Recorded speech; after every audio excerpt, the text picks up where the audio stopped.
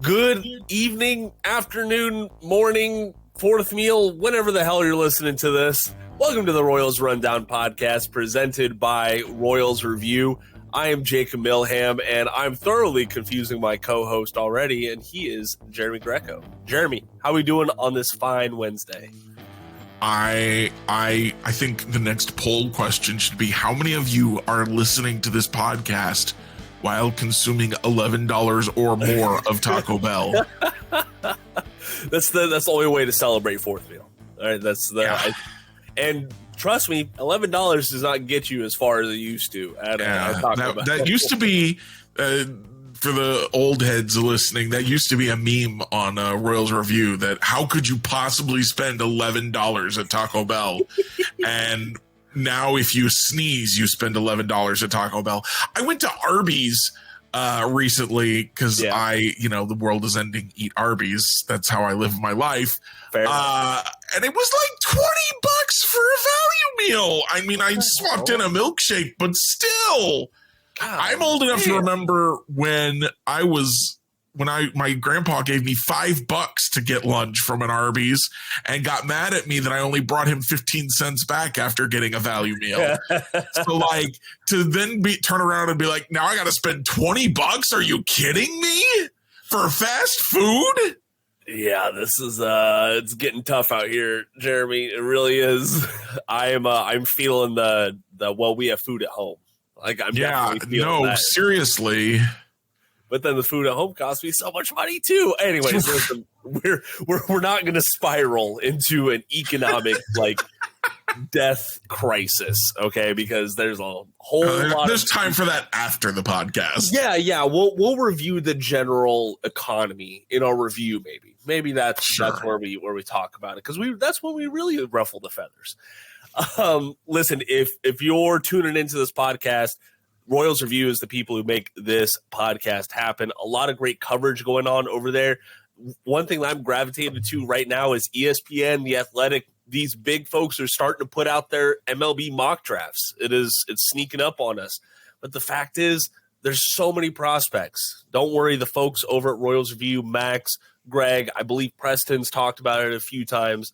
They have you covered for which prospects the Royals could take at number 6 and how they fit. So very much looking forward to that. Jeremy, I was just thinking about this today. We should definitely, because I want to talk to Preston about why the Royals will draft a high school player or a collegiate player, because I think I'm on the collegiate player train, but I think Preston and a lot of folks smarter than me about prospects are on the high school train. And that's just very demoralizing for me. There's you want to ask Preston, not me. He's got probably a more cohesive answer. No, I'd love to hear your thoughts if you can give them quickly. Yeah, just real quick. The high school players make sense because sometimes there's just higher upside with them, and you get them younger. Bobby Witt Jr. was a high school draft pick, right? So if you wait till he goes to college, then he spends 3 years of what could have been. He's an MVP guy this year. We're going to talk about him in just a minute. True. And he could be in college right now instead of in the big leagues. So yeah, just go ahead and get him to the big leagues. So that's where that makes sense. One interesting thing I've seen is that the drafting of Paul Skeens and the fact that less than a year later, he's up in the major leagues just dominating guys, and he's not the first college pitcher in recent years to do that, seems to indicate to some evaluators that college pitchers are more ready than ever for big league pitching. So that is a point in the favor of, I think in some ways it might make sense to go after, I'm starting to lean towards maybe high school batters if you really believe in a guy, and college pitchers, because then you don't have to spend much time developing them, and they can go straight to pitching for you if you can find somebody like Paul Skeens. Of course, the Royals in 2018 showed us what can also happen if you draft a lot of college pitchers. Yep, that is a sad reality. And I do remember being excited about that draft class at one point, and I still believe in Chris Bubich, and I still believe Brady Singer can be a shutdown reliever. Yeah, there's definitely some redeeming factors in that 2018 class, but I think we could all agree that, guys like Jackson Coward comes to mind. Like, just that class did not meet expectations. Jonathan Heasley, Daniel Lynch. Thank you. Just wasn't Bolin from that draft class too? Yeah, I believe Bolin was. I think he was like in the upper rounds, but I cannot recall off the top. When did we draft Marsh? Marsh would have been 2019, I think. Okay. I believe so, but we're getting off track. Yeah. So I'm good. I do want to take a few moments because it feels like the flavor of any given game of any given week for the Royals fan base is what is wrong with this team. And I'm not going to be holier than thou. We've kind of been subject to that as well, because that's what folks want to hear. But this is what we're thinking. Yeah, it is. And like, that's what I would assume the front office is also thinking about as well. But like I said, that's an assumption. My fingers are crossed that the front office is a little bit less consumed by their emotions in every single win or loss than we are. Yeah. If they're letting their emotions dictate to them the way that we and the rest of the fan base are, I have some concerns. Yeah, we should. I do want to say this. I had some great thoughts on last night's Royals recap, and my computer said, "Nope, you ain't putting that up. You ain't gonna export that out of Audition." So that sucked. But I did post something on our X that would still ruffle the front office's feathers. So if you want to find out what that is, go follow us on X at Royal Rundown Pod. Also, make sure to follow us on social media. Our links are down in the podcast description below. Unequivocally, Jeremy, the thing that is going right for this team is none other than the 24-year-old shortstop, Bobby Witt Jr., Bobby Baseball, Bobby Bags, Bobby Bombs, whatever the hell you want to call him. Bobby gets it done. And just Bobby. What'd you say? Just Bobby. Just Bobby. I like it. So I'm looking at some of these numbers, which are absolutely absurd. Leading the AL in hits, runs, multi-hit games, batting average, and outs above average, while still being top 5 in stolen bases, total bases, fielding run value, triples, extra base hits, and WAR on both Baseball Reference and Fangraphs for those out there who prefer their specific outlet of wins above replacement. You can go, but no matter how you slice it, Bobby Witt Jr. is pretty damn good, and we saw some of his acrobatics out in the field against the Dodgers, just making some great plays. Jeremy, I am going to put you on the spot here, though. Do you think Bobby wins the Gold Glove this year? He should have at least been a finalist last year, but I don't know. I think he could. The Gold Gloves are just bonkers to me sometimes. For one thing, a lot of times it seems to depend on how well you hit. Yeah. Famously, Rafael Palmeiro won a Gold Glove while hitting the crap out of the ball, but only playing like 40 games at first base that year. Admittedly, my understanding, and I would have to double check the stats, but my understanding is that he was very good defensively in those 40 games, but that's a quarter of the season. Exactly. And we all thought Maikel Garcia and Bobby Witt Jr. would at least be nominees last year. Of course, neither of them were. We thought Nicky Lopez had a chance to win it a few years ago at shortstop. Didn't. I think he might have been a finalist. But of course, finalist is kind of a misnomer, because what really happens is they do the voting and then they just say the top 3 are the finalists. They already know who won. So you're not really a finalist. You're just one of the top 3. Yeah. But so it's kind of a wonky thing. Like I said, it's a misnomer. It's misnamed. That bothers me. Just tell me, well, these are the top 3. Who's going to actually win? But they don't do that because they want it to seem like the competition isn't yet decided, and it sounds a little bit more awesome or something. I don't know. It's just for engagement. It's just to drum up folks on social media now. But I would be absolutely stunned if Bobby Witt Jr. isn't one of the 3 finalists for shortstop Gold Glove this year. I'm also at this point expecting him to be one of the 3 finalists for AL MVP. And that, by the way, comes, I think we've talked about this, but I don't remember. And it's worth repeating anyway. That comes with an extra draft capital for the Royals next year.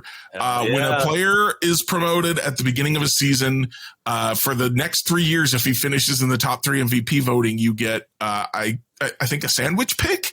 And the money that comes with as well, which can be the larger meaning of what you're actually getting, because the more money you have, the better signing bonus you can offer, more likely guys are to sign with you. So yeah.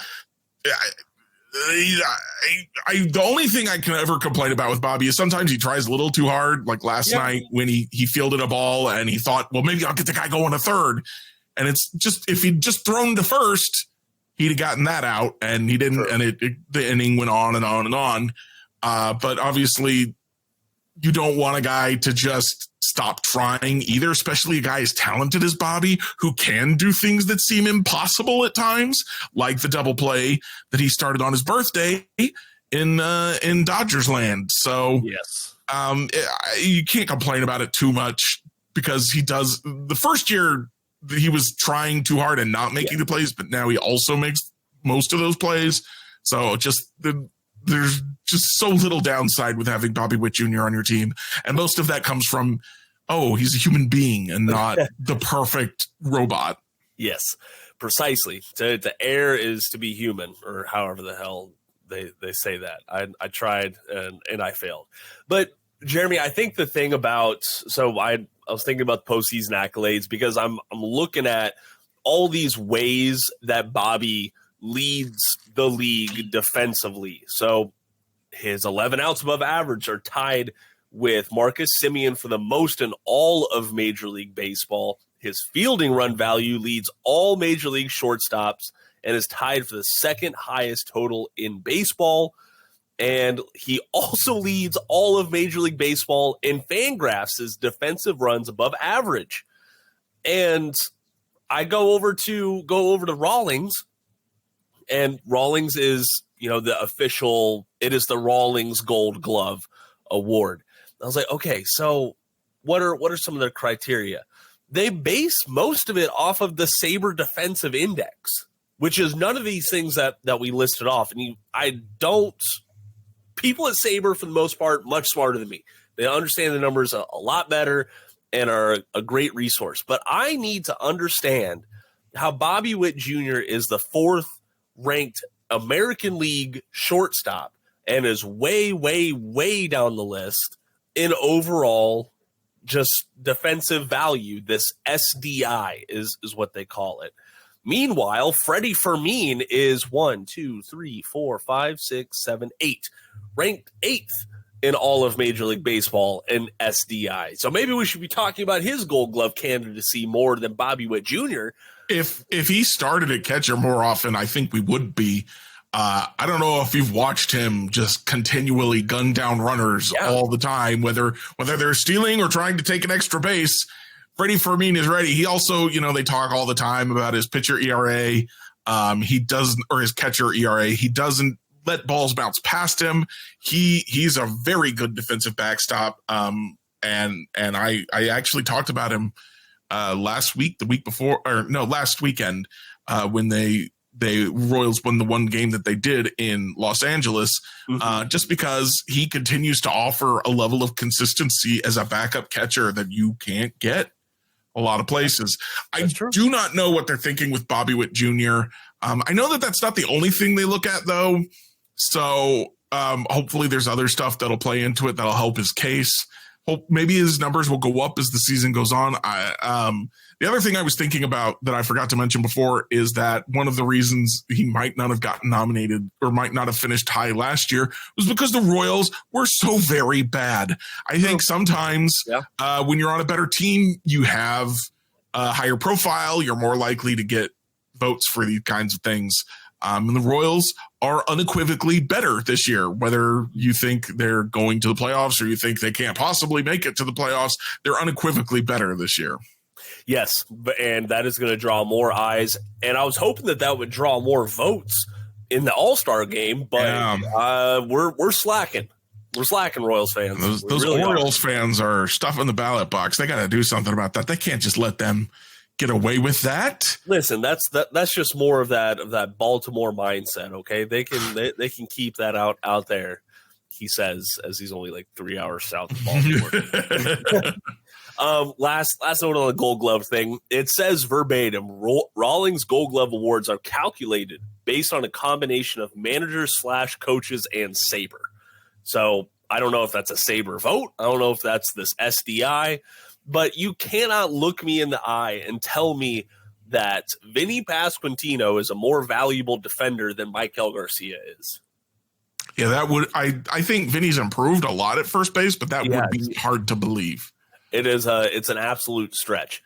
But it's not unlike the stretches Vinny makes every day. Hey, true. I like it. That was a good one, Jeremy. One other note on Bobby Witt Jr., because he's not just getting it done in the field. He's absolutely electric at the plate. And that home run power, he's still got a good amount of home runs on the year. I'm not saying he doesn't. But folks were, I think, okay, well, Ronald Acuna just did the 40-70. Is Bobby going to touch 40-70? Is he going to get there? No, I think 30 home runs is a fair expectation. He's a little behind that pace right now, if I'm doing the math correctly. But what he is on pace for this season, he's on pace for 210 hits, 81 extra base hits, 129 runs scored, and 46 stolen bases. All right, and that has been how many extra base hits did you say? Extra base hits? 81. Yeah. 80, that's a lot of extra base hits. Yeah. I would have a hard time complaining if Bobby Witt Jr. hits 20, 25 home runs, but they're 81 total extra base hits. Yep. And that's what speed do, stretching those singles into doubles and those doubles into triples. Yep. It is a big thing. But listen to this, Jeremy. So that line of, or at least exceeding all of those stats I just listed off, has been done just one time in Major League history by Hall of Famer Hugh Duffy, who did it for the Boston Bean Eaters in 1894. I wish I was making that up. It is the Boston Bean Eaters. So the first time in the modern era. Yes. Oh, which is generally considered to be post 1900. I think this would be the first time since they actually wore gloves. Yeah. That a player would have done that. And pitched overhand. Yeah, true. And like the batters weren't calling what pitch they wanted to the pitcher. None of that. Bobby Witt Jr. is out here doing absolute work. If you it talks about it a little bit, but Matthew Lamar had an article up today talking about Bobby. So if you want to go read that, you can check that out on RoyalsReview.com, or you can find it on Royals Review social medias on X. ESPN also did a profile on Bobby. I couldn't make it through it because he started off with some factually incorrect stuff about the quote unquote signature game of the Royals this year, claiming Bobby Witt Jr. came up to the plate with a runner on in the bottom of the 8th to tie the game against the Mariners, which is not how that went down. And that's Jeff Passan. I love Jeff Passan, and he lives in Kansas City, so I'm not sure what the heck happened there. But it blew my mind, and I couldn't keep reading because I have mental problems. Yeah, and no, that's all it takes.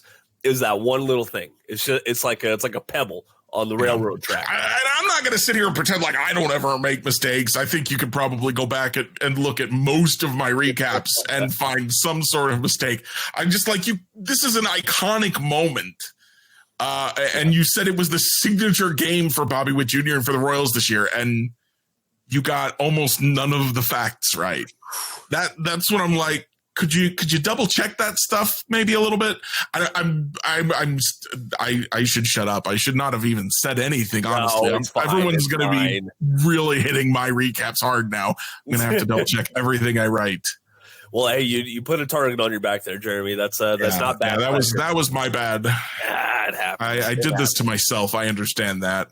But yeah, this is all in all, this is a massive piece from Jeff Passan up on ESPN. It is not behind a paywall or anything like that. And I bet it's really great if you don't have specifically whatever the heck is wrong with me and can just skip past that part. This is, I read through it. I don't know.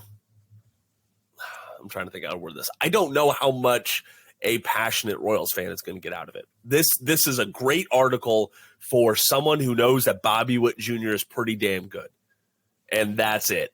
And that's the audience with ESPN. It is the national audience. And that's okay. Like, this is a great thing for Kansas City to get a long form article like this up on ESPN from like the premier baseball guy at that outlet, I would say. So just good stuff for the Royals, good stuff for Bobby. And you can make your own determination on what value you pull from the article. Go check it out on ESPN under Jeff Passan. Jeremy, there was one other thing we wanted to talk about before we get to today's guest, Zac Miller of Farm to Fountains. This Kansas legislation. I can't say legislation 3 times fast for me, Jeremy. Legislation. Gosh dang it, I can't even say. Almost got away from me. Woo! Oh man. Okay. Let's reset the board. I can't say that L word. All right. Legislation. Just do what Rex and Ryan used to do, right? Where Ryan would read the whole thing and then he'd get to the one word he couldn't pronounce and he'd have Rex do it. Yes. Okay. So here we go. So we wanted to touch on the Kansas legislation stuff. So I like it. I forgot they did that, truthfully.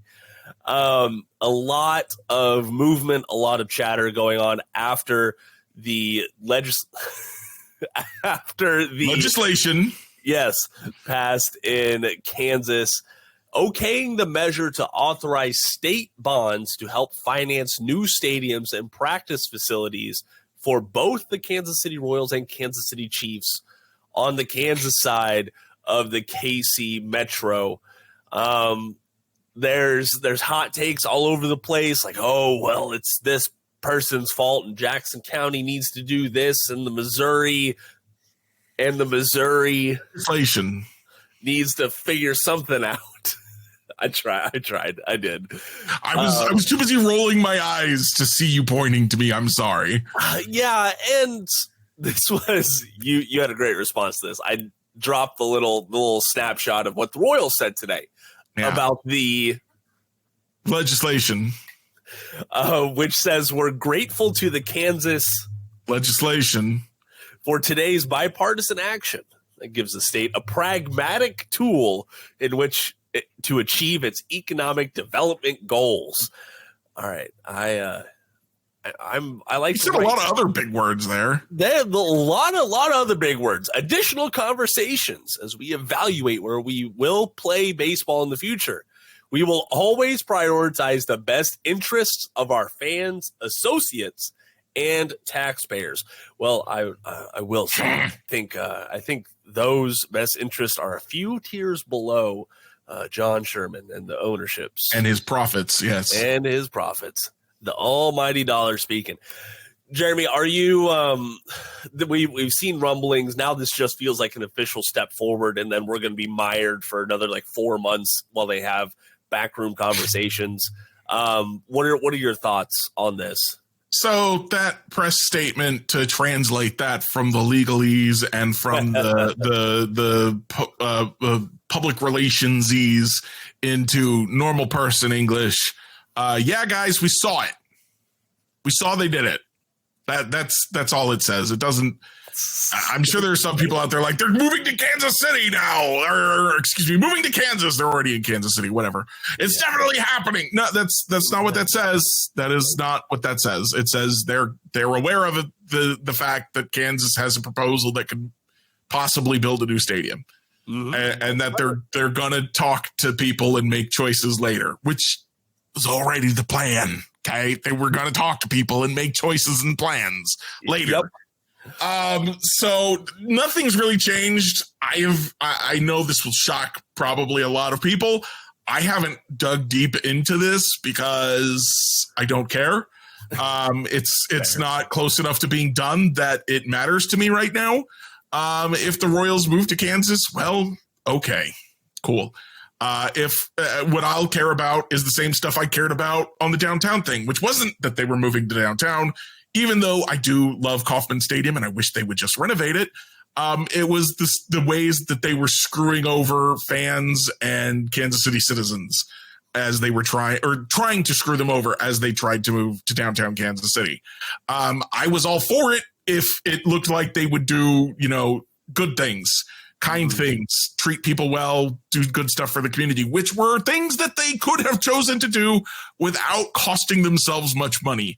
And they elected not to, and they kind of, excuse my language, half-assed the whole thing. So we'll see what happens with Kansas. The Star Bonds, again, I have not looked into this heavily, but the little reading I've done, the Star Bonds are not a great plan for Kansas taxpayers. If they try and fund a significant portion of the stadium with those, my understanding is that they will badly lose on tax money on that outcome. So I don't really support that, but again, we're so far away, we don't even know if the Royals are really even interested in moving to Kansas, or if that's just an option that they're considering, or what's going to happen there. So more to come on that when there's actual news to talk about. Yeah, and that's that kind of sums up, it's just legislature. I will say church. There you go. I can't say shun though. I wouldn't even say there's smoke. Yeah, this is week old smoke at best. Yeah, they've been talking about that they're going to do this for months now, and then they did it. Okay, well, nothing. That's not new. That you said you were going to do it, and then you did it, and nothing else has changed yet. So yeah, that's about all we got on that. I know that the Royals rumblings are a good way to, if other outlets are reporting on stadium stuff, that's a good way to find stadium things, because frankly, we like talking about baseball. Okay. And we like talking about how great Kauffman Stadium is. We don't like talking about things that are happening 5-6 years down the road, unless it is might happen 5 or 6 years down the road. Right. Which I will say, a few years ago, we were talking about, Eric Pena might be the savior for this Royals lineup. And that has not come to fruition. This is why I don't look at prospects till they at least get to AA. I'm looking at Blake Mitchell and I'm going, ooh, he's spicy. I'm ready. I know I got to wait 3 more years and anything could happen between now and then. Oh, exactly. I don't like that. So if you're aware, once upon a time, Eric Pena was like a consensus top 10 prospect in the Royals system. And this is when they were loaded in the farm system. Right now, he's still in low A Columbia, 21 years old in low A. And congratulations with an asterisk on him tying the Columbia franchise record for home runs after just a few days after he got Carolina Player of the Week.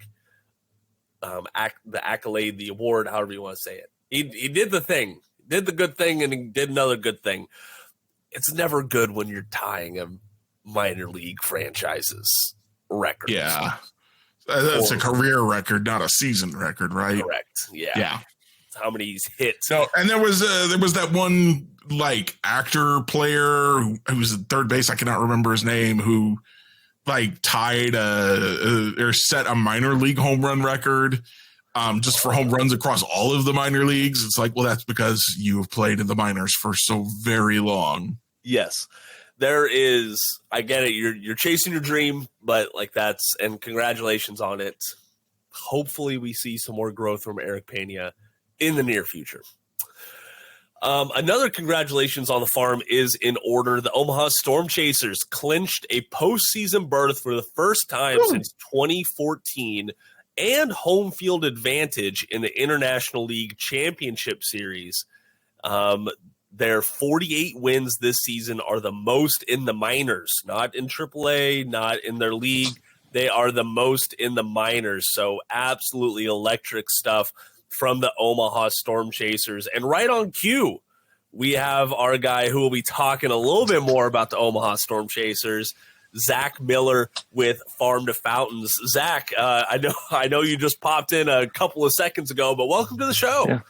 Hey, I appreciate it. Thank you guys for having me today. Of course. So, hey, folks because Farm to Fountains is still fairly new. What is your role over there, and what work do you do for the site? Yeah, I started kind of at the end of January. Saw an opening that they had for kind of the lead contributor for the Omaha Storm Chasers. I just been following the Royal system, minor league system for a few years now, and so just kind of appealed to me. Just kind of, especially guys that are kind of on the verge of making the major league squad, just kind of the appeal of that, and just how exciting it is when someone finally gets that, call up to the big leagues. And so kind of just was excited about the opportunity to cover them. And so reached out, and you guys know Preston Farwell. He runs the site very, very well. And so we just try to do a really good job of keeping track of not only the Royals, but all the minor league system as best we can, and just try to keep, Royals fans as up to date with the entire system as a whole. And there's a lot of good work going on over here. Recaps of nearly every single minor league game that I can see, which is no easy undertaking. The weekly Royals news roundups, if things aren't landing in the rumblings over at Royals Review, you can usually find them in the weekly roundups over there. So Zac, the reason why I wanted to have you on the show is you put out a piece, let's see here, on June 13th. So almost about a week ago now, but it does hold true. And Jeremy, I think you'll like his list because it talks about the three prospects the Royals can't afford to trade. We talk about the ones that are easy to move and that maybe they should move on from, but which highly ranked ones should they hold on to? And Zac, I don't know if you know this, but Jeremy has been a big supporter of not trading Blake Mitchell. So we're in the same boat. Yes, exactly. Can you run through just run through your thought process on this article? Like what are you looking at? Yeah, absolutely. Really cool to put together. I got to thank Preston. Times beginning of the week, he'll send out some ideas for the week. I love that idea for this. So I picked a few guys that I really would rather the Royals hold on to here through trade season. The reason I picked Blake Mitchell, I actually did a piece on him a month or two ago about how he's been proving doubters kind of wrong so far. Obviously Royals fans were a little skeptical of that pick when it happened, but he's well. He's hitting 393 on percentage with a 1.6 WRC plus, 8 home runs, 16 stolen bases. And so I just think there's a lot of projectable tools for a 19-year-old. Also, on top of that, his play behind the plate at the catching position has been very impressive from all things I've heard. Has a great arm. He has an 80 grade arm. You don't see that every day. And so many things about that. And then I think I was actually catching up on your guys' last podcast last night. I think you guys mentioned just Salvador Perez isn't getting any younger. And so, here in a handful of years or less, probably we're going to need someone to take over the catching position up there. So that a lot of the reason I put Blake Mitchell on that list. Obviously, he gets on base really well, 17.4% walk percentage. The only thing that would be a little bit, provide some hesitation just being in low A as a 31% K rate, which is a little high in low A. And so that's the one thing that he could clean up and work on. But again, he's 19, first full. That was Blake Mitchell. The other two I had on there were Gavin Cross and Carter. A lot of the same reason for Carter. I kind of like to pick guys that just get on base well. One of the things, the Royals are getting better at it this year. Obviously, we've seen kind of the stats of the rates are going up compared to the last few years. Strikeout rates are going down. I just like having guys that have good play practice. They're going to work counts. They're going to draw walks. And so, hey Zac, I'm sorry, man. I'm gonna Zach, I'm sorry, I'm gonna have to cut you off, man, because you're breaking up on our end a good bit there, and unfortunately, we couldn't hear a word you said about Carter. I think we've lost him entirely now. Oh no, Zach, you still with us? All right. Well, shucks. Yep. There you go. Might need to go to like low latency mode or whatever. If you can rejoin us here shortly, Jeremy. So in the meantime, though, he did talk about like not trading away Carter Jensen, which I was curious if you thought that was a little redundant. Since okay, if we're holding on to Blake Mitchell and we also have this other, sexy prospect to the prospect enthusiast Ramon Ramirez, then why hold on to 3 catchers like in the top of your farm system? Like, do you think that's redundant, or do you just think it's like good value to hold on to? It's good value to hold on to because you don't know. You never know with prospects. One of them might make it. All 3 of them might make it. If all 3 of them make it, well then, okay, you've got a guy who's proven his value at the big leagues that you can then trade as opposed to a prospect. Or, maybe you do a position change, such as MJ Melendez, who moved into left field. Mike Sweeney, who moved to first base. This would not even be close to the first time a catcher moved off of his position. Dalton Varsho was a catcher, moved to the outfield as well. So it's not even just the Royals that do that. Everybody does that. When you find a guy who can hit, you'll find a place for him to play.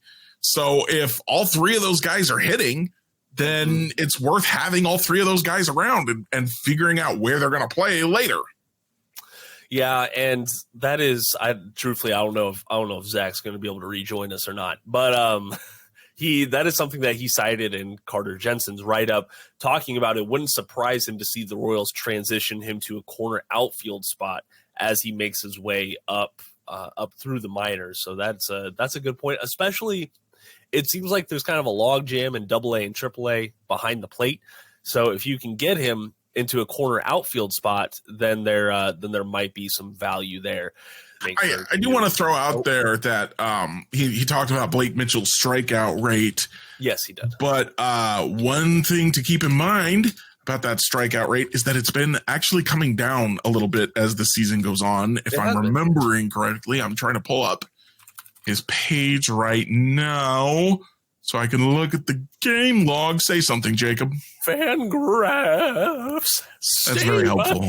Save us, Fangraphs. No, I'm kind of in the same boat, because I think one of the more interesting stats to look at as these younger players are transitioning from high school ball to affiliated ball is how many of their strikeouts are due to swinging strikes. Like if they're just having some zone recognition, I think that's something that you can coach up a little bit, and that's just a part of the learning process.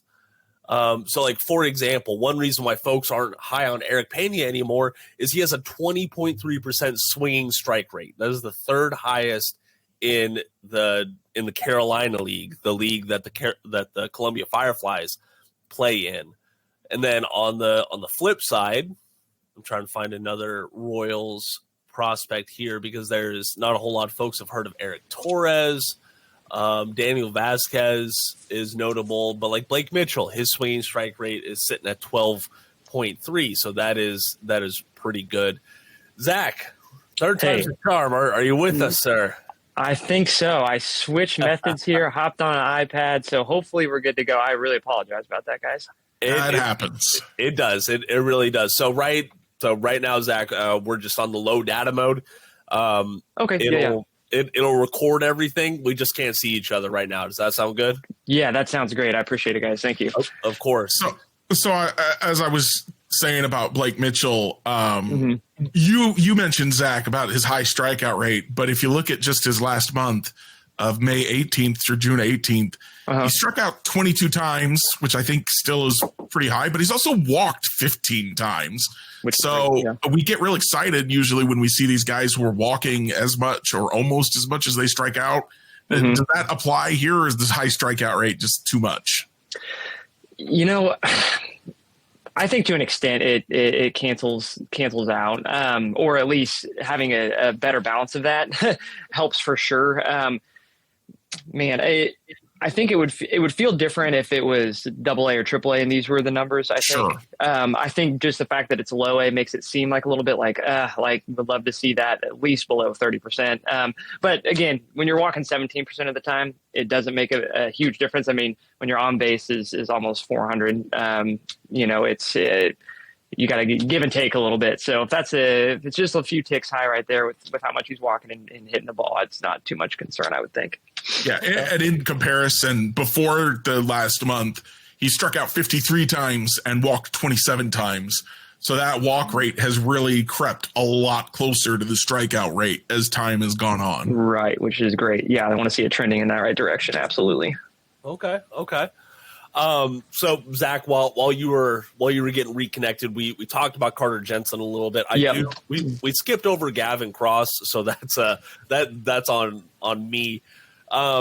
So something, I don't know if all the Royals fans out there know this, but Gavin Cross had a pretty down 2023 season, primarily due to lost strength from what was it, Zach? It was Rocky Mountain spotted fever, I think. Yeah, a tick-borne illness, I think. So I don't know how. I mean, that's going to be super rare, I would imagine. It sounds like something that I would pick up in Oregon Trail. Okay, you got cholera. Exactly. Yeah, cholera. I just caught a 30-pound salmon, and now I have the Rocky Mountain spotted fever because I got bit. I don't know what's going on down in Northwest Arkansas, what they got down there in the water or something, but they're taking the naturals thing a little too far. That's right. Yeah, me. But go ahead. I want to talk about why you think the Royals need to hold on to Gavin Cross. Yeah, I think that's a great question because I think you probably out of all those three, you'd get more pushback on Cross potentially just because of that rough year last year. But I just see a lot of in I'm not the only one who sees this, I think, but there's just a lot of inconsistency, not only in the corner outfield spots in Kansas City, but I just think there's a couple guys in Omaha right now that I think could bump up into the majors and contribute decently. I think John Rave is one of those players. Nate Eaton continues to hit really well in Omaha. It's, I know it hasn't always translated to Kansas City, but anyway, I picked Gavin Cross because if we have a corner outfielder who's hitting the ball well in AA or AAA, I want to see the Royals hang on to them and see that through, especially because when he was drafted, I think the Royals envisioned his path to the major leagues being somewhat of a shorter one, just being a polished college bat. That probably would have been in their plans. And then last year kind of derailed it or slowed it down a little bit. Now that he's back up to hitting, 290, 367 on base, with 7 home runs, 130 WRC plus. Walking 60. Or I'm sorry, I almost read Carter Jensen's. I would have thrown people off. He's walking a crazy amount. 10% walk rate, 25% K rate. So not terrible. Either of those are pretty average, pretty solid. Even walk rate 10%. So I just think he's kind of showing finally this last month and a half what he's capable of. And I would just hate to see the Royals cut ties when we're just kind of scratching the surface of what he's capable of. So. Yeah, definitely agree with that. So looking just back over the past month, this isn't just a early season flash in the pan. I don't think he even came back from I believe he was on the 7-day IL, right, with some back spasms, and he's back and he's still getting things done. He had a home run against the St. Louis Cardinals affiliate on the 16th, but across the last month alone, 4 home runs, 12 RBI, good for a 299 average, and 6 extra base hits. That's going to get it done. Yep, absolutely. And he's still playing like a plus glove in the outfield. If I haven't watched every single inning of his time in the outfield, but from what I've seen, he can hold it down in the outfield. So that's definitely good. Jeremy, any other thoughts on Gavin Cross before we move on? No, I've kind of been on the record of why isn't he in AAA already? He's hitting like crazy in AA. I would like to see what he could do in in AAA, and then maybe we could see him at the end of the year. Could maybe use his bat if he's as good as he looks right now. But The Royals are being a little bit more patient on him, and that probably makes sense. He did have the awful year last year.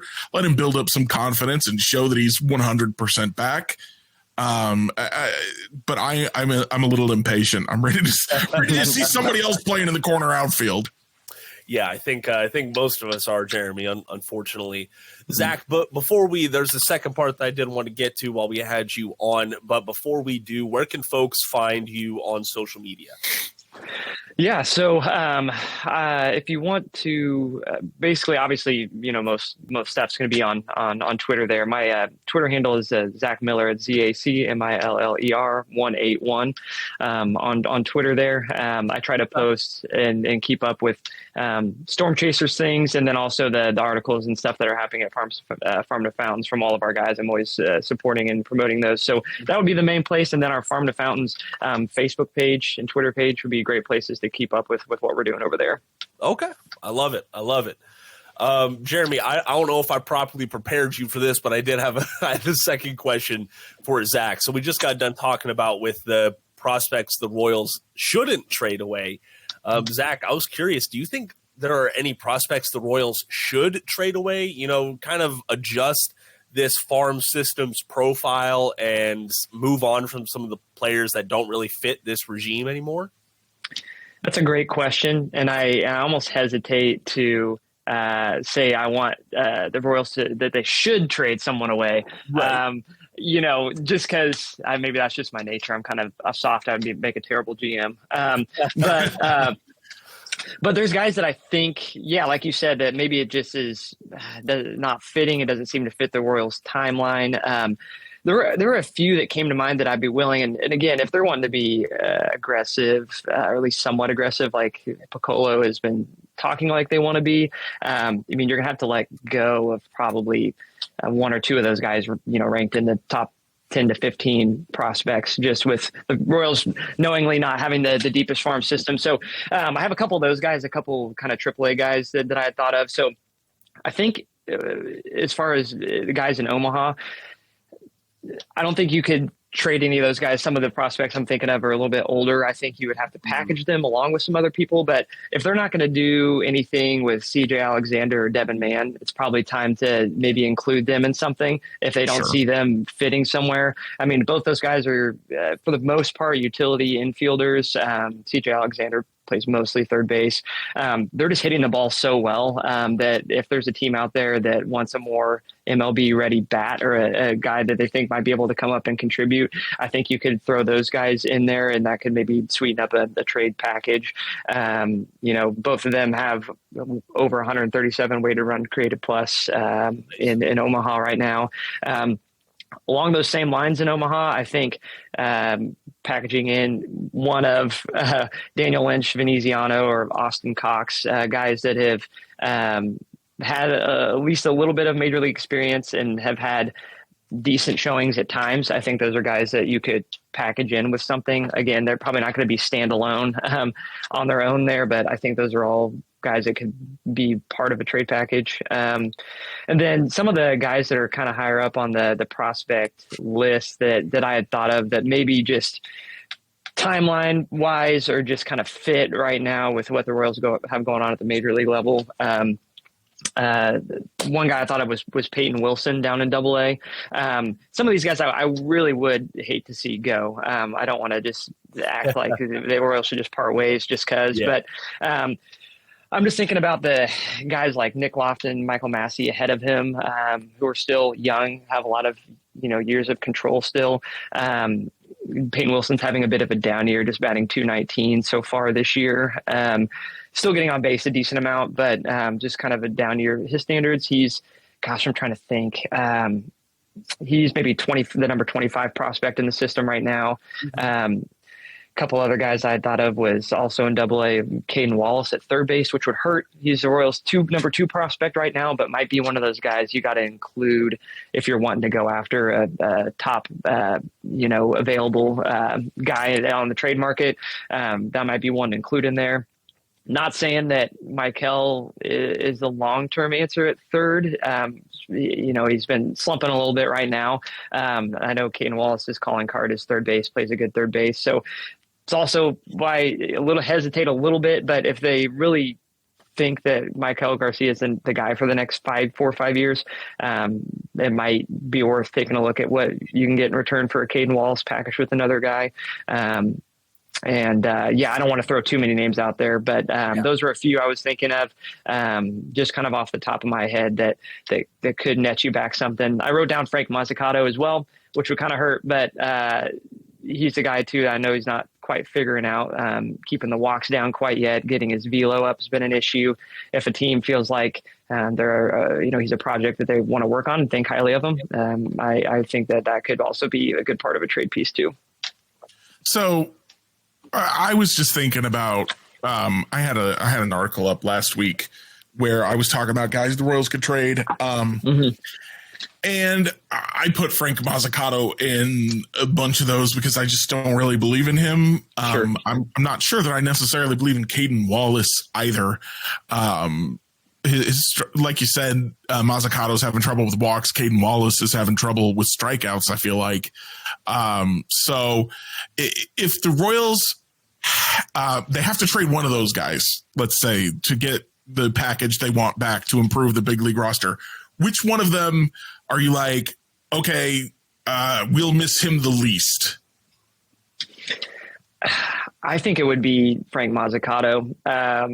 I just think that there's some more polished, ready arms in the minor league system above him. You're thinking of guys like, I think Ben Cadorna is farther along. You got guys like Noah Cameron, Mason Barnett, Chandler Champlain, even guys like, Hunter Owen that are a little bit older. Some of those guys that are coming along. I just think they're not that there's any. I know there's been a lot of talk about there's no kind of like top end, necessarily pitching talent, right, just kind of out of this world. But there's a lot of guys in that middle tier that are really solid. And I think Mazzucato is probably on the lower end of that right now. And there's just a lot of guys vying for a few spots, especially the Royals seem like they're willing to kind of to have a good starting rotation right now. And so it's kind of creating a logjam of pitching prospects. And so I think that would hurt less. I think there's probably more of a path for Caden Wallace than Frank Mazzucato in the next 3 or 4 years. Okay. All right. And so you mainly cover Omaha. So here's my next question for you. Mm-hmm. While the Royals are waiting to hopefully acquire an outfield bat, which of these three would you most like to see? Drew Waters, who just got demoted back down, John Rave, or Nate Eaton? Which of those three do you think is actually going to be able to help this team? I personally think it's John Rave. He's been the one that I've been kind of for the last couple weeks, as I always think it's funny when, the Royals post anything the last couple weeks and everyone's like, where's Drew Waters? Where's the Drew Waters news? And I'm like, have you guys watched him in MLB the last couple, seasons? It's not a lot's changed. So I've kind of been on the John Rave train as far as him being the guy. He's not on the 40 man. So it takes a little more work to get him up there. And that's why I'm sure they're giving Drew Waters the chance first, just easier transaction to make. But I mean, he's, hitting 292 this year, 11 home runs, 881 OPS. I think he plays a good corner outfield. I'm not able to watch all the Omaha, games right now, but as far as I know, he plays, solid defense. Gosh, I mean, it can't be much different than what, you're getting from a Nelson Velasquez or something in right field. Right. And so he would be the guy that I would love to see get a shot. I think he's, is batting well above his minor league career average and kind of having a career year there. He's not also getting any younger as a prospect. I think it'd be worth giving him a shot right now. You'd mentioned, speaking of John Rave, you'd mentioned trading CJ Alexander or Devin Mann if the Royals aren't going to give him a shot. Is John Rave kind of in that category too, you think? Yeah, I could see that for sure. It wouldn't surprise me. And honestly, man, that's a tough call because he's one of those guys that I want to see get a shot, but it's hard to know kind of what the Royals are thinking. Man, because we just, have some guys that are obviously just really underperforming at the plate, and you want to have a guy. if they don't plan on adding him to the 40-man this offseason, I think they need to let him go. If you don't wait another year, package him in something if it's not going to be happening, anytime soon for his sake too. But I mean, I would love to see them add him to the 40-man, even if he starts in Omaha next year, just to be that kind of guy that they could bring up in a pinch next year. And when you bring up John Rave, I didn't realize his numbers were that good. I'm a little frustrated that they haven't given him a shot. There are some guys they could DFA, I think, pretty easily. Jake Brent's comes to mind at the very least. And sure, he's a little older. Maybe he's not a real prospect, but if he's a guy who can give you a short-term boost while you're working out deals or seeing what can happen with other prospects that you're trying to be a little bit more patient on, it sure seems like they should have given him a shot. Obviously, right. Drew Waters, that everyone was asking for, came up, didn't look great in his couple of games, and has already been demoted again. So the Royals just don't seem super interested in trying any other outfielders. Right. Go ahead. I was going to say, and Drew Waters, honestly, might be one of those guys that they're going to let go too, just given kind of, I think we're kind of seeing what they think of him as a player at the major league level. And so maybe he's one that gets packaged and creates room for a guy like Rave or, obviously someone else they bring in who they need to add to the 40-man, but Drew Waters could be, someone they ship off as well. And Drew Waters just honestly makes me think of a trade that I really liked that the Royals made a few years ago that didn't work out well, but at least from the Royals side. But it makes me, when people say, oh, if the Royals don't have any prospects to trade, they traded, I think it was in 2018, they traded Mike Moustakas for Brett Phillips and Jorge Lopez, who, had some draft buzz or some prospect buzz about them at one point, but weren't going to get a real shot in Milwaukee, and they were kind of close to Major League ready. And it was like, well, maybe they'll be able to help. And it didn't work out for the Royals. But then I look at Drew Waters and I'm like, couldn't some other team look at him the way that we were looking at Brett Phillips and say, oh, maybe you trade him and an Anthony Veneziano or, a Daniel Lynch and get maybe like a real decent bat back. Sure, absolutely. Yeah, I'm with you there. And obviously, the Royals saw something in Drew Waters a year and a half ago or whenever that happened. And it's not like he's fallen off a cliff. I mean, he's still been pretty productive in AAA, had some, stretches of being productive in Major League Baseball. So yeah, it wouldn't surprise me at all if the team was willing to give something in return for Drew Waters and maybe another, prospect or two. Yeah, it definitely wouldn't surprise me. Okay. Jeremy, anything else for Zach? Nope. I think I've exhausted all my questions. Alrighty, Zach. Well, hey, thank you so much for joining us this evening. Absolutely. I did, Jeremy. I hate to say it, we're going to talk about the Athletics. Do you mind if we knock out our Royals reviews while we have him on at least? No, let's do it. And then we'll talk about the A's. Yeah. Okay. All right. So. If Zach, I kind of laid it all out for you, and you said you've listened to the podcast before, so you should already know what Royals reviews are. What do you have for us this evening?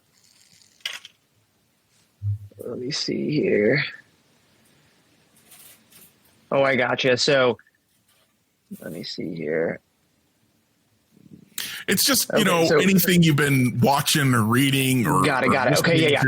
I remember you sending that. I didn't realize that I was coming up with that. I got you now. So let me see here. Put you on the spot. No, you're good. You're good. I can go and you can think about it if you'd like, Zach. That would be super helpful. Go for it. Yeah. I make Jacob do that all the time because I didn't think about mine. Don't worry. Thanks, Jeremy. So this week I'm going to review The Unsleeping City, which is a campaign on Dimension 20, which is on the streaming service Dropout, which I feel like last year was the year I talked about Apple TV constantly, and this year is the year I talk about Dropout constantly. So it was the second campaign they ever did, and it's such a huge shift from the first campaign in that the first campaign is Fantasy High. It's a whole bunch of, they're all adults, but they're all playing teenagers and in a convincing way. that are role-playing teenagers in Dungeons and Dragons. And it was really a lot of fun. But then you switch over to the Unsleeping City, which is set in a fantasy version of New York City, and half of them are like over 50, or there's an elf who's like 200 years old, and it completely changes the dynamic. But they're still a lot of fun. It's all the same actors, and I'm just having a blast with it. People go on and on about Fantasy High. It's the big draw for Dimension 20. They've had 3 seasons of that one, whereas I don't think any of the others have even gotten a second season. But the Unsleeping City is just as good in its own way, and now I'm going to end up, I can tell, watching every single Dimension 20 campaign at some point. I like it. All right, Zach, did that give you a good template, a good example to follow? Well, yes, but I'm going to take it in a completely 180. Go for it. Bear with me. So I know when you sent me the message, Jacob, you mentioned maybe reviewing a life experience. Yeah. So yeah. I wanted to ask you guys, have either of you played slow pitch softball before? Like on a team competitively? Okay. Nope. I didn't know if you played. Okay. Haven't gotten to it. Yeah. Okay. So this is the first year that I've ever done it, and I didn't realize how much I was sleeping on how fun it is to go out there and look or feel like I'm actually doing something, productive and important with sports. And so, so we had, anyway, so that's my review, is that if you have a chance to do something like that, once you've aged out of like getting to do competitive sports, go do something like that. It's a ton of fun to get some buddies and go do that. But we had a game that we won in extra innings on Monday. Oh, wow. It's just a local church league here. And so I've been playing left field out there. And I think I came into it a little overconfident in that I've had some ball. I looked like 2023 MJ Melendez trying to track down balls a couple times. And then to close the game in extra innings, or at least get the first out, they were kind of rallying back a little bit. Ball was hit over my head, tracked it down, kind of threw the glove up. It was almost like I felt like Smalls, kind of closing my eyes and just throwing the glove up and hoping it went in there. And it felt a little bit more like 2024 MJ Melendez, if you will. So it's just been a blast. That was my review of life experience recently. We ended up obviously winning in extra innings, and it was a ton of fun. But yeah, go out there and do something like that where you can feel like kind of like a kid again, and make really terrible comparisons to current Royals players. So that sounds great. Yeah, it's a blast. I got to start looking for leagues again. Seriously, it's a blast. Listen, it's church leagues and beer leagues. Those are the way to go, Jeremy. There's nothing in between. No.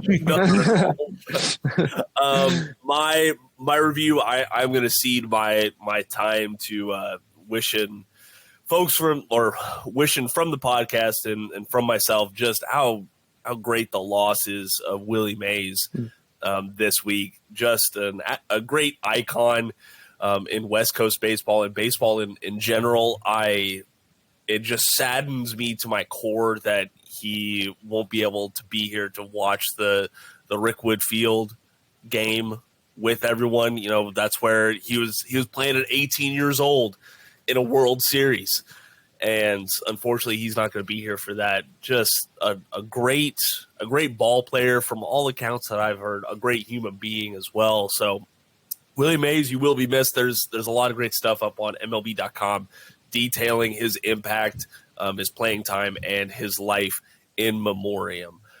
Alrighty, Zach, we're going to go ahead and close out the show here in a little bit, but thank you so much for joining us. Everyone out there still listening, please make sure that you follow Zach on X, and you can also follow Farm to Fountains on X and Facebook. Those links will be down in the podcast description below. Zach, thank you so much for your time. I appreciate it a lot, guys. Thanks for working through the technical difficulties. It was a ton of fun. Thanks for having me on. Of course, man. Of course. Alrighty, take care.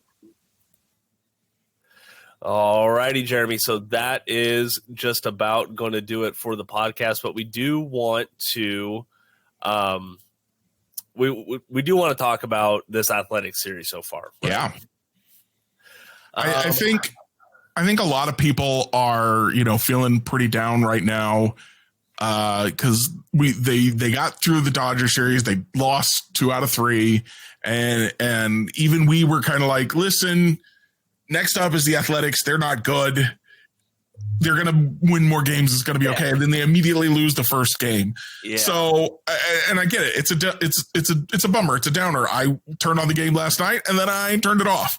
Not your night to write the recap. So kind of like I've been suggesting, I just wanted to kind of walk you through this a little bit of the process of what questions should we ask ourselves right now to get a better perspective. And so here's my first question. How do we feel about Alec Marsh's season? Last night wasn't good, but how do we feel about his season? I think his season so far has been in line with a above average number 5 starter. Yeah. Like that is, he's been available for most of his starts. I mean, for crying out loud, he just had an amazing start against the Yankees. And I get it. His past handful of starts have been up and down, pretty volatile, no in between of just being steady. But, I mean, signature of a number 5 pitcher. Yeah, exactly. Like, let's be realistic. Does that answer your question? Yeah, like I said, like kind of what you were getting at is he's had a good season for a number 5 pitcher, which is what he is, what we knew he was when he came in. We got a little ahead of ourselves, I think, all of us, especially me at times, going, well, could he be more than that when we see the flashes? But yeah, inconsistencies there. So don't look at last night and go, oh, I got to get rid of Alec Marsh. Look at last night and go, well, that happens for a number 5 starter. Yep. Tonight you got Cole Reagans going, right? Woo. So here's my next question. The Royals lost the first game. That sucks. Yeah. Won't sweep the Athletics. No. Will you feel better if the Royals take 2 out of 3 from Oakland? Oh, yeah. Will you feel good about that series? Yeah, I definitely would. Even considering that you're getting Cole Reagans and Seth Lugo against the Athletics. You look at the overall grand scheme of things. One, I don't believe fully in the, he's due for the home run or he's due for this. Frankly, the Athletics were due for a win, okay? They were on a 9-game losing streak. You can only lose so many games in a row no matter how bad you are. Exactly, and they were returning to the Coliseum, where they play best at in 2024.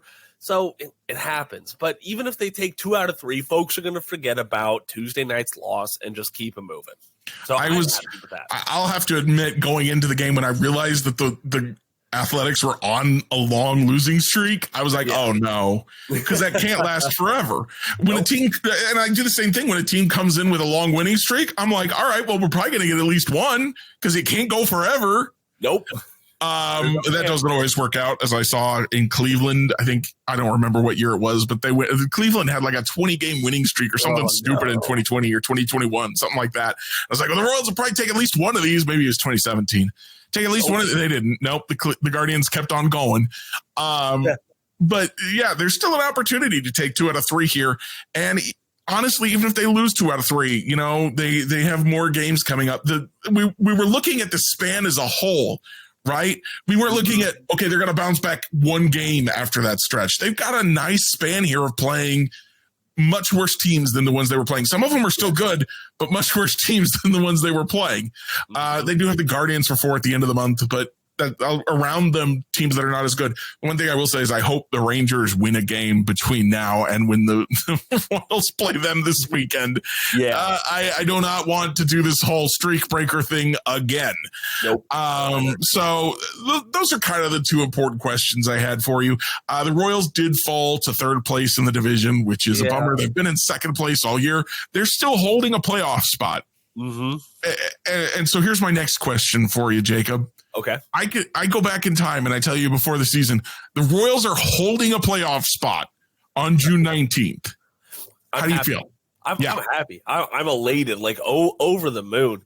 And if anyone wanted to do this and go back and listen to our season predictions episode, I think this right here where they're sitting at exceeds even the most bullish expectations. I had the best. I can't do the whole stock market thing. I had the most positive predictions. Yes. And I didn't think they could really get a playoff spot. I didn't think that was possible. I thought that they would be kind of close-ish to one about now, but I didn't think they'd be holding one. Yeah. And I promise you, I was the person who was the highest on this team entering the season. And mostly because I said, screw it, I'm just going to say that they're going to play well, even if I don't believe it, because everyone's saying they're playing bad. So if they play well, I'm going to look real smart. Yeah. I look real smart. Sometimes that's how predictions go, y'all. Just keep that in mind. But yeah, so that's I really just want you to take that thought of the Royals are holding a playoff spot on June 19th. Focus on that. Doesn't guarantee anything after this. But don't let the fact that they fell to third bring you down. They're holding a playoff spot on June 19th after they lost 106 games last year. This is a much better team. We're having a lot more fun. Yeah. I know I am, at least. Are you having more fun, Jacob? I'm having loads more fun watching this team. Ever since I've actually sat down and watched every single Royals game, which, growing up wasn't a thing in most of my adult life. It hasn't been because I've been abroad or on deployment. But ever since I've started doing that, I haven't had this feeling of knowing that the Royals could win any given game. Yeah. Could you imagine the 2023 Royals heading into that Dodgers series or heading into that Yankees series? If we don't get swept, that is a pleasant surprise. Since 2017, I haven't. By this point of the season, I would be in a point where I would not even turn on the game unless I knew the Royals were already up big or they'd been winning a lot recently. Mm-hmm. I would be like, all right, I'm doing something else. And then I'd keep an eye on my phone because I still follow the Royals. I still love them. I still want to see how they're doing. But unless I saw some evidence that tonight was going to be a good night, I didn't turn it on. Nope. This year, I've turned on almost every game. Sometimes I'm busy. I have a life that turns out outside of baseball. Sorry about that. But most nights I'm going to turn on the game and I'm going to make them prove to me that I shouldn't watch rather than the other way around, which they did last night, unfortunately. But that's how it goes. Honey said I don't have a life outside of baseball. Yeah, I know, Jacob. That's not surprising to me. I don't think it's surprising to anyone who listens to this podcast, buddy. It's not surprising to me, but it hurts me deep inside. All right, on a happier note, thanks for bringing up those questions, Jeremy. It was kind of it was a shit show. Watching some of the social media reactions is okay, we're all going to forget about this in 24 hours. Again, I get it. I got upset and turned off the game really early last night. I was like, yep, that's not going to happen. And I was sad and I was disappointed. I was frustrated, just like all of you, but you can't let that continue to rule you. Exactly. Can't be trapped in it. Two other positive news notes that I do want to talk about before we get on out of here. Michael Wacha and Michael Massey both started their rehab assignments since we last talked. Those Mikeys. Yep, those Mikes. Michael Wacha had a really good start down in the Arizona complex. Yeah, he did. Pitching 4 innings of shutout ball, striking out 6. And I couldn't have rolled my eyes harder when someone replied to my tweet about that, saying he better if he was facing 17 and 18-year-old. I'm glad I didn't just say that then. I almost did. Jeremy. Okay, but it's still ball. It's still better than the alternative. If he hadn't pitched that well, I would be like, well, he sucks now. But it is nice to see for sure. Exactly. And then Michael Massey, he is batting third in the Omaha Storm Chasers lineup tonight. So good stuff to see him back and seems like he's close. So hopefully he'll be back soon. Could use his help. Later. Yeah, definitely. Need to find out what's going on with Renfroe. When are we going to see him again? Well, I'm hoping that, I was hoping that with them sending down Drew Waters, they were a little bit more optimistic on where Hunter Renfroe was. But now I just see that they're using Adam Frazier out there in the outfield instead tonight. So yeah, I think sending Waters down was an acknowledgement that Freddie Fermin was the best guy to have in the lineup right now. And they've got Austin Nola to play third catcher. Exactly. So we haven't really heard anything solid on Hunter Renfrow for a couple of days now, and that's probably a byproduct of being away from Kansas City. That's just the fact of it. So if y'all want to stay on top of all the Royals injury news, best place to do that is at royalsreview.com. Also follow Royals Review on X and Facebook at Royals Review. Jeremy, I know we already did the review, so feels a little strange. But do you have anything else before we get on out of here? No, are we not going to do the Q&As tonight? Oh my goodness! Thank you so much for reminding me. Don't skip the Q&As. I listen. Jeremy is a man of the people. He's out here saving me. I love the people. They say nice things to me. I like it when they do that. So I want to hear more of the nice things. Yes, more nice things. So let's see here. Okay, so on the last full-length episode, I asked y'all if you could add any current MLB player to the Royals roster, who would it be? And now there's a lot of good options out there, but we had some repeats, and that is A-OK. Royal Rupert, he's representing his guys. He said, "Give me a brand new shiny Walter Pennington and John Rave." Fistifer says Ohtani, which you can't go wrong there. Aaron Bailey says Ellie De La Cruz, move him to second, and his speed and defense would make the best short second combo with Witt. He's fun to watch, and Honey can be a guest. Just no East Coast team love nonsense. Oh no! All right, you hear that, Honey? None of your Phillies nonsense on the podcast. Does she get an F-bomb tonight, Jeremy? I'm not in control of her. I don't decide these things. Whoa! Hey! Dilly. I love it. Thank you, Honey. A friend of the podcast, Luck, says Taylor Ward, the all-around outfielder the Royals need. Corey Michael says Ohtani. Easy question. Nash fan Sam says Ohtani, of course. And then let's see here. Luke 57 says any current MLB player, Juan Soto. Any reasonable trade piece, though, Mason Miller would be super helpful. And yeah, I don't think that's a reasonable trade piece either. I don't think Oakland's getting rid of him. I don't think so, Luke, but we'll see. Yeah, if you were unfamiliar with Mason Miller's game, you got a great and decimating look at it last night when he came in to pitch the ninth. Goodness gracious. You know, it's funny. I'm obsessed with the Royals getting Lucas Erceg, and he's pitched against the Royals twice and not looked good twice. Which just means put him in Kansas City because he'll beat everybody else. It'll be fine. Exactly. Then he doesn't have to face Kansas City anymore. It's a win-win-win. Also, JJ Bleday. I would really like JJ Bleday to be a Royal.